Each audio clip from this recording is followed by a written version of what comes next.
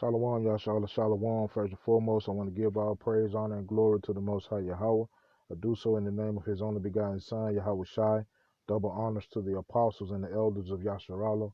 Call Haloyim Yahweh by Hashem Yahweh Shai by Hashem Harakak Wadash. To our elders with the spirit of truth so that we may know. Shout out to the Akim and the Akwaf that's keeping the faith in the works. Y'all keep at it. This your brother Abaya coming at you with more precepts. This is the book of Leviticus, chapter 18, verse 24. It says, defile not ye yourselves in any of these things, for in all these the nations are defiled, which I cast out before you, and the land is defiled. Therefore I do visit the iniquity thereof upon it, and the land itself vomiteth out her inhabitants. Right? Now, if you read up, the Most High telling us not to be like the Egyptians. All right. So once upon a time we had our own land, and through our disobedience to Yahweh by Hashem Yahweh Shai, we got kicked out that land around 70 AD and never returned as a nation. All right. And through several captivities, trials, and tribulations, we ended up here in the daughter of Babylon. All right. And while we're here in the daughter of Babylon, we lost all recognition of self. And so in doing so, a lot of us have completely engulfed ourselves in the spirit of Babylon, right? But the Most High says that this is not our rest. Matter of fact, we go to the book of Micah.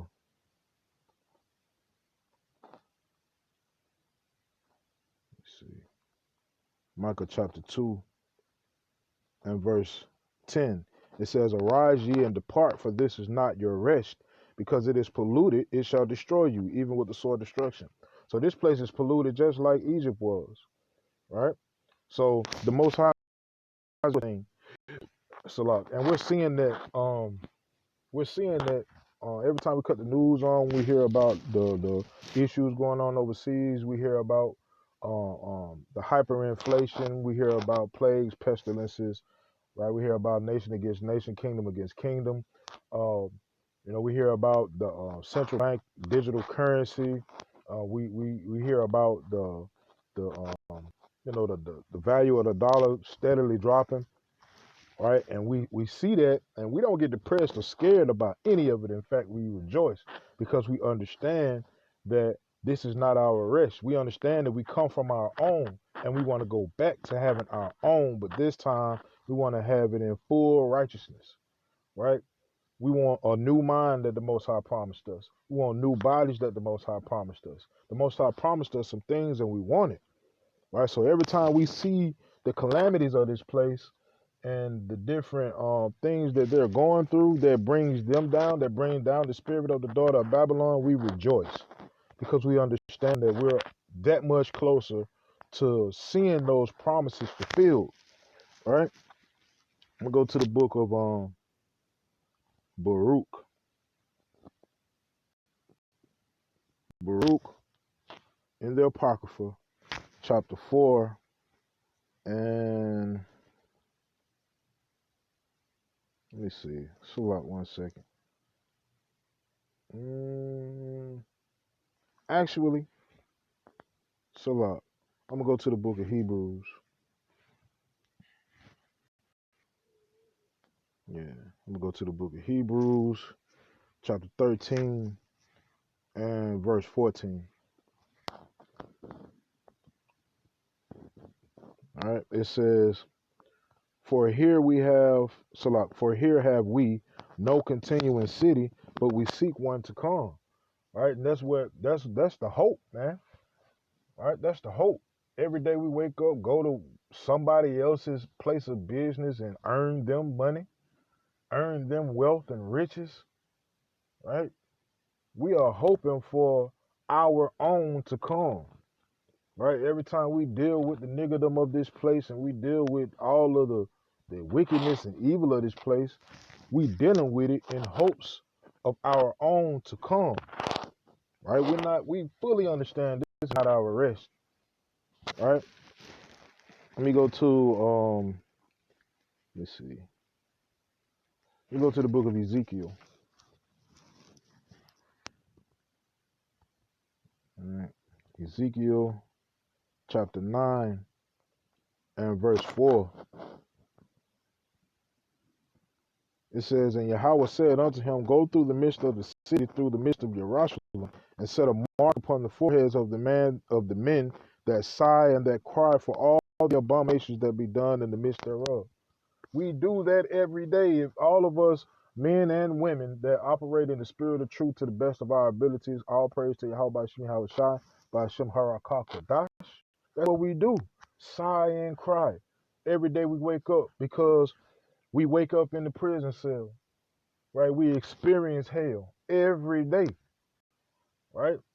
Fully understanding that we come from our own, and one of these days, the Most High promised us that we will have our own again, but this time it will be always righteous, man. Can you imagine that? Everything you do is right. Every thought that enters into your head, you don't have to rebuke because it's all right, right? You living in the best of the best, eating the best of the best, right? Riding in the best of the best, right? There is no other nation above you. And that ain't something you just saying. That's something you experience every day. Can you imagine that, man?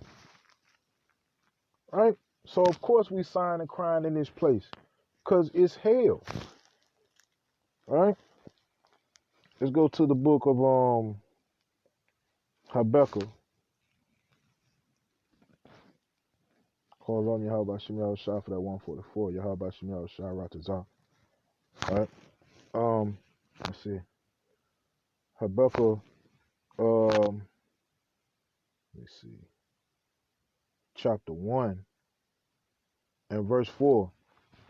It says, therefore the law is slack, and judgment doth never go forth. For the wicked doth compass about the righteous, therefore wrong judgment proceedeth. This is one of the things that we sigh and cry about. The injustice of this place, right? How these places say, they want to be the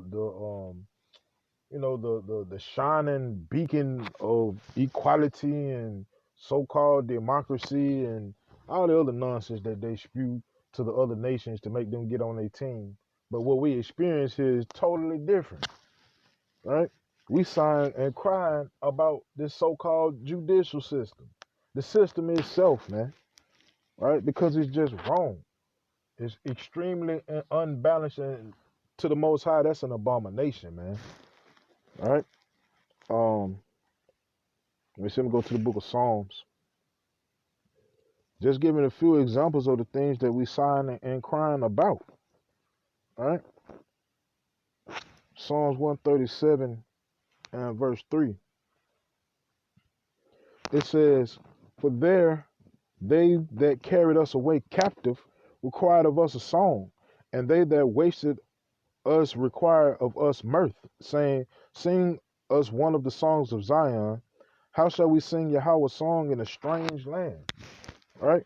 They want us to basically sing their tune in order to make it in this society, right? They order us to be jolly when we're really not jolly. You can't be successful in this place and be your full self, right?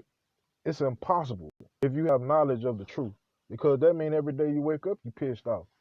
So if you wear that on your sleeves every day, bro, you wouldn't be able to have anything in this society, right? So they require of us a song to make them feel good, to make them at ease with being around us, right?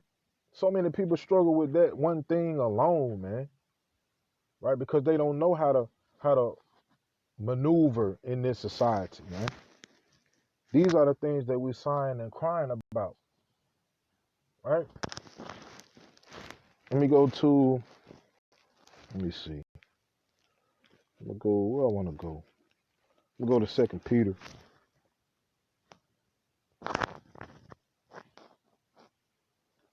Go to the book of 2 Peter, chapter 3 and verse 13.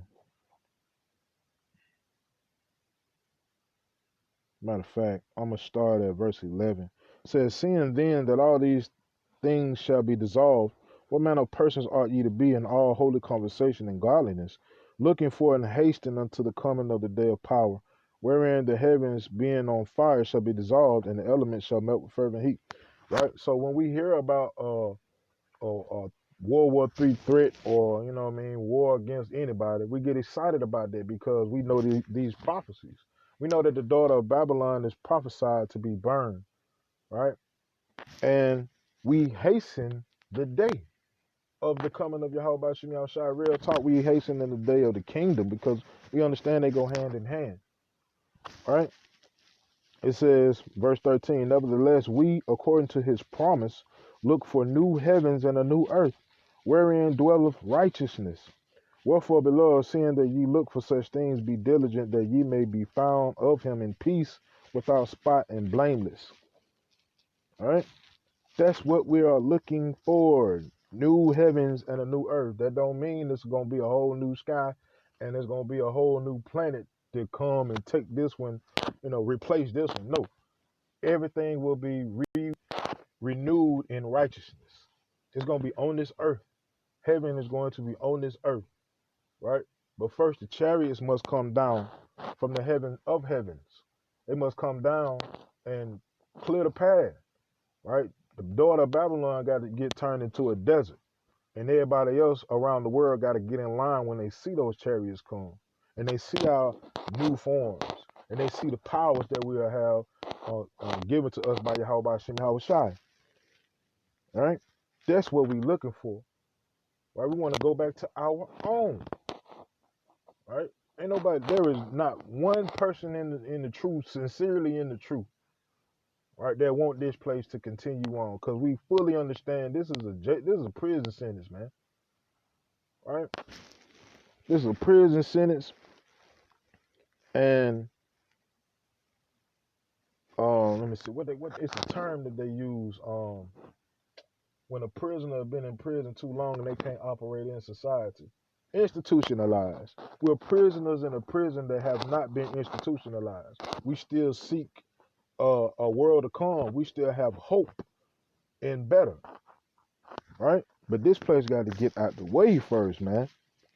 Right? And it can't come fast enough. Can't move fast enough, man. We go to the book of Revelation.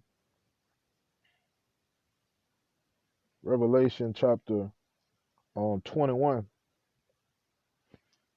And let's see, verse 3. It says, and I heard a great voice out of heaven saying, behold, the tabernacle of power is with men.